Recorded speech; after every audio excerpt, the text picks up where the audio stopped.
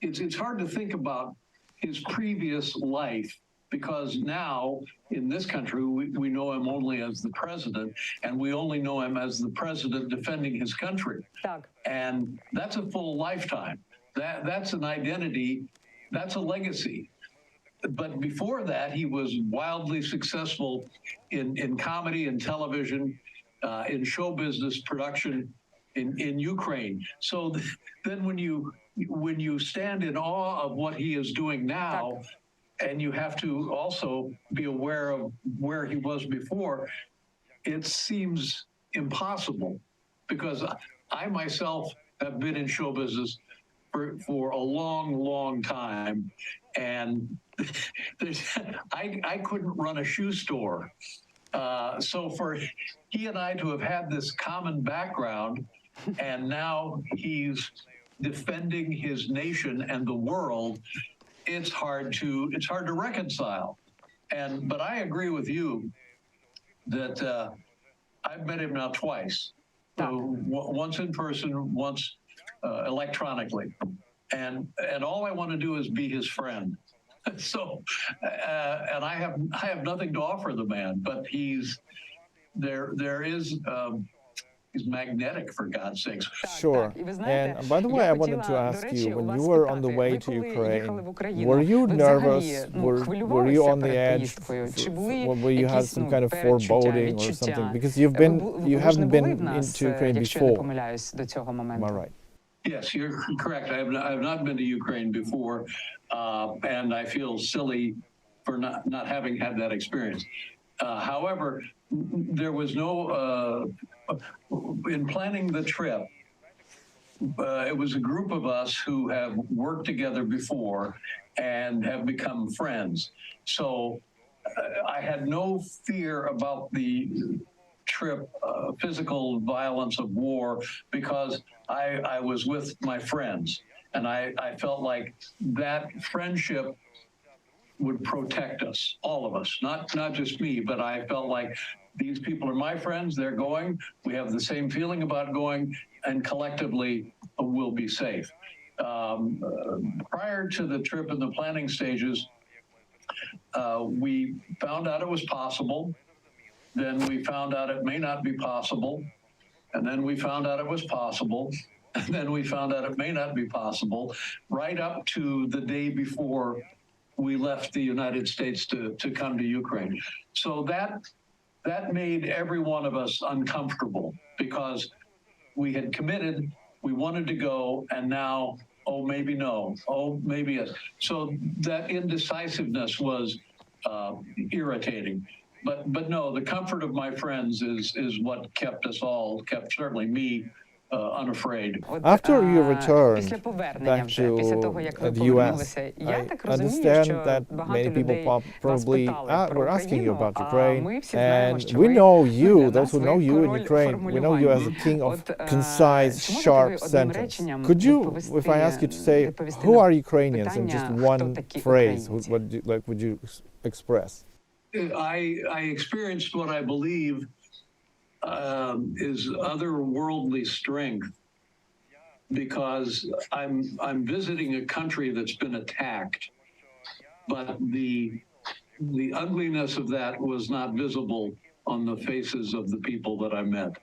But other than the president, have you talked to other Ukrainians maybe who maybe impressed you, or have you talked to other Ukrainians? Yes, we talked to the gentleman who's in charge of the railroad system in Ukraine. And we talked to his co-worker at that level, keeping the trains running.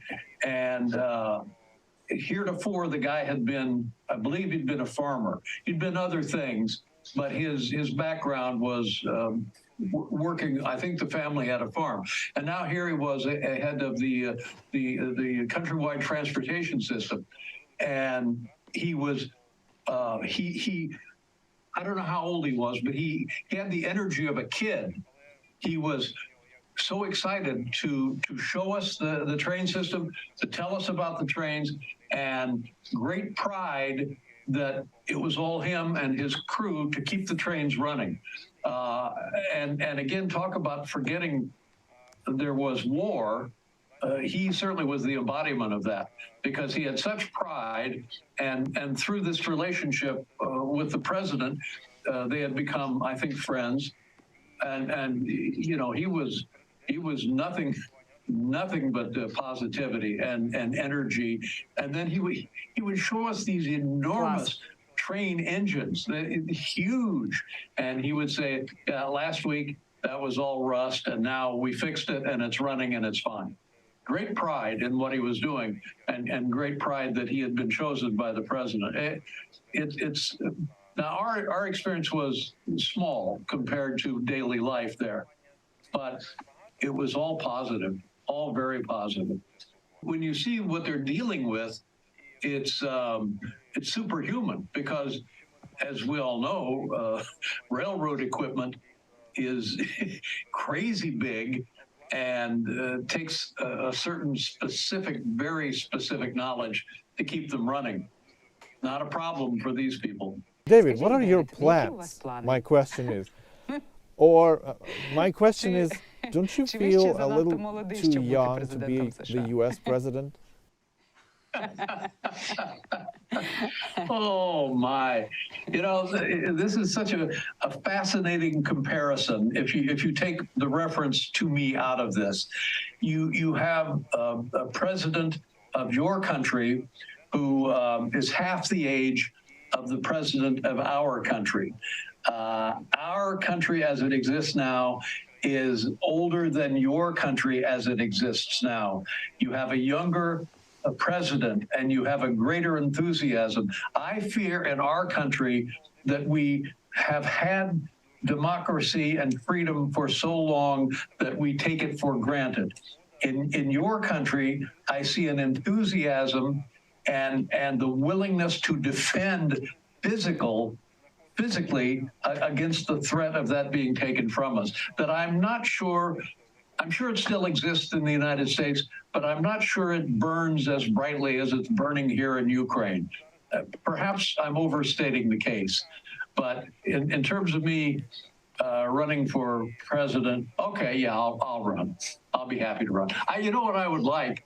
I have some friends who can do the paperwork. I can become a Ukrainian citizen, and I would just like to have some kind of job where, but I wouldn't have to do anything.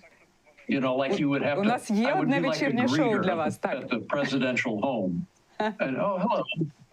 Yeah, welcome, nice to see you. President, have a seat. Can I get you some tea? The president will be here in a couple of days. Have a seat.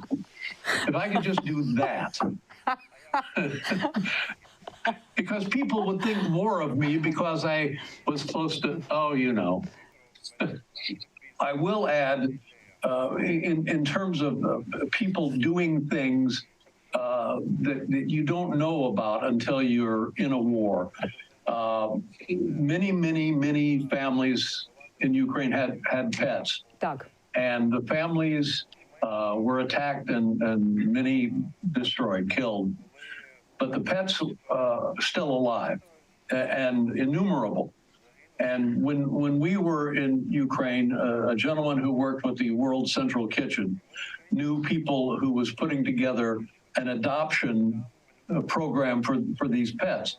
And talking to a gentleman who was with us, one of our friends, and he ended up adopting a dog that had come out of a town in Ukraine that had been decimated.